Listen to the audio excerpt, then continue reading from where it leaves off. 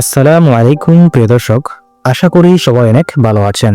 আপনি কি জানেন ঠোঁটের মধ্যে এমন কয়েকটি লক্ষণ রয়েছে যেগুলো আপনার শরীরের বিভিন্ন রোগের লক্ষণ প্রকাশ করে বা বলে দেয়। চলুন ভিডিওটি না টেনে এক নজরে জেনে আসা যাক সেই লক্ষণগুলো। যদি আপনার ঠোঁট শুকিয়ে যায় তবে ধরে নিন আপনার শরীরে পানির অভাব রয়েছে, তাই বেশি বেশি পানি পান করুন। যদি ঠোঁট ফেটে যায় তবে ওমেগা 3 অভাব রয়েছে, এর থেকে বাঁচতে আখরোট খান। আখরোট এক প্রকার বাদাম জাতীয় ফল। ঠোঁটের রং সাদা হয়ে যাচ্ছে তবে আপনার আয়রনের অভাব আছে, তাই পালং শাক বেশি বেশি খেতে পারেন। যদি ঠোঁট কালো হয়ে যায় তবে শরীরে মেলানিন বেড়ে গেছে।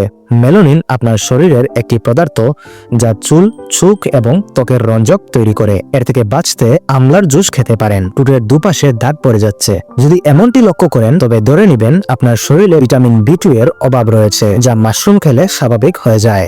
ভিডিওটি ভালো লাগলে লাইক করুন এবং অন্যের স্বার্থে ভিডিওটি শেয়ার করুন এবং সাবস্ক্রাইব করে পাশে থাকুন। ধন্যবাদ।